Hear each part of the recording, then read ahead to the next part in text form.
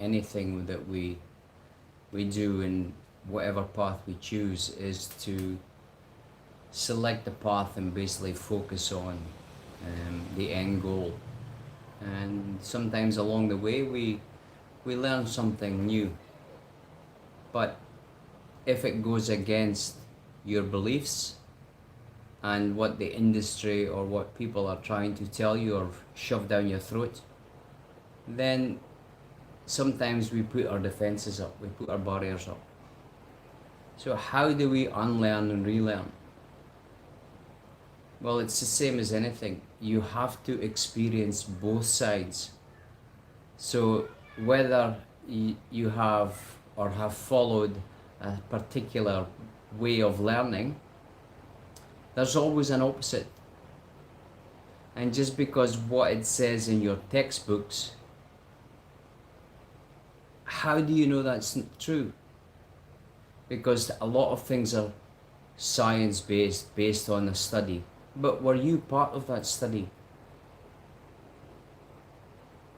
Possibly no. Most likely no. So if someone is giving you advice on another way, which they have tried for themselves, be open about it.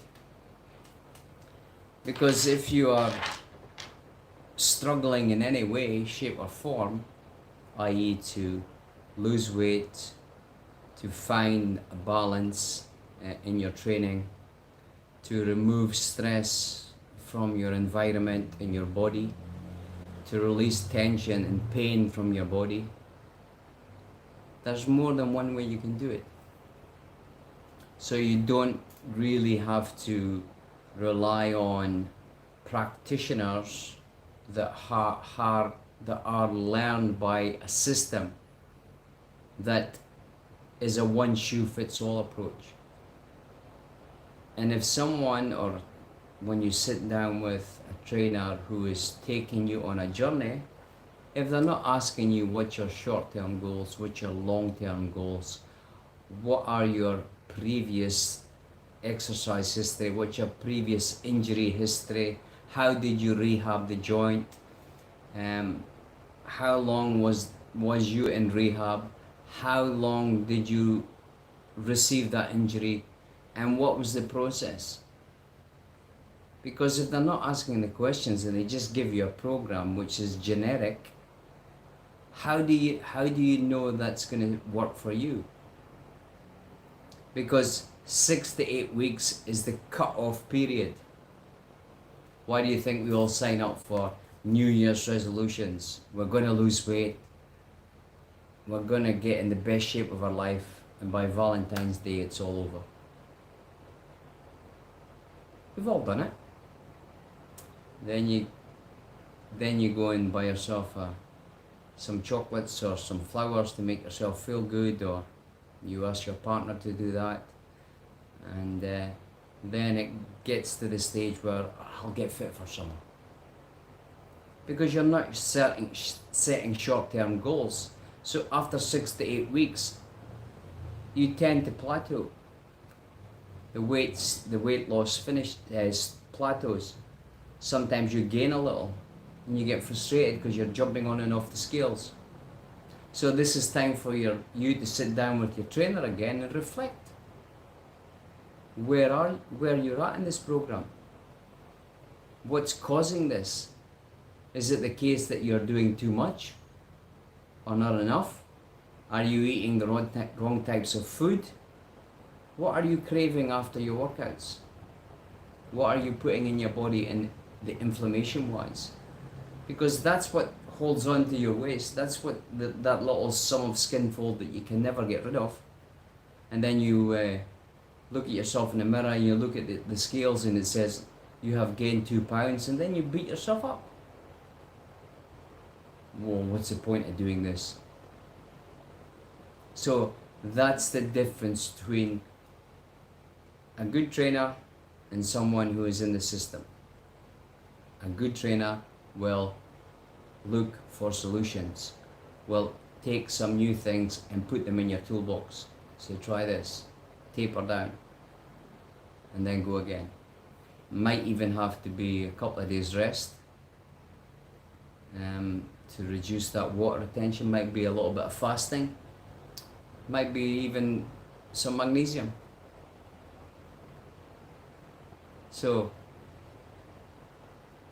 if you're not getting the results, then maybe it's time to look for someone else. And just because your trainer listens to you and listens to your moans and you have a little bit of gossip here, and he claps his hands and he counts some reps for you and says, well done, come on, push a little bit harder, doesn't mean to say they know their craft. So there's an art to coaching. There's an art to motivating the client to take them to the next level. And if you're not setting short-term goals, how do you know what your long-term goal is? Because if someone says to you, right, in the first month, we want you to lose maybe 2 or 3 kilos. But in the year, depending on how obese you are or how overweight you are, we want you to lose 30 kilos. So we'll have our peaks and troughs, but we'll find our way. But by the end of 52 weeks, we'll have a system in place that you have lost the weight and we have found a balance, and it'll never come back on again. I've never been on a diet in my life because I find my balance. I know when I've done too much I will crave, and I know when I've not done enough that I need to do a little bit more. So I'd rather do less than more, and then you find the balance, and it all comes down to energy. If you've got energy to burn in the morning and it carries you on through the day, and by the evening, without taking a power nap in the afternoon, then you know you're in the right place. But if you find yourself napping, taking some extra supplements to keep you awake, some coffee like to stimulate your energy. If you was to remove that coffee, how would your energy levels be? Probably really flat, 1 to 2, let's be honest. Because people, oh, I need my coffee in the morning, I can't function without it. So, unlearn and relearn. That's what life's about. Okay, remember, please like, subscribe, share.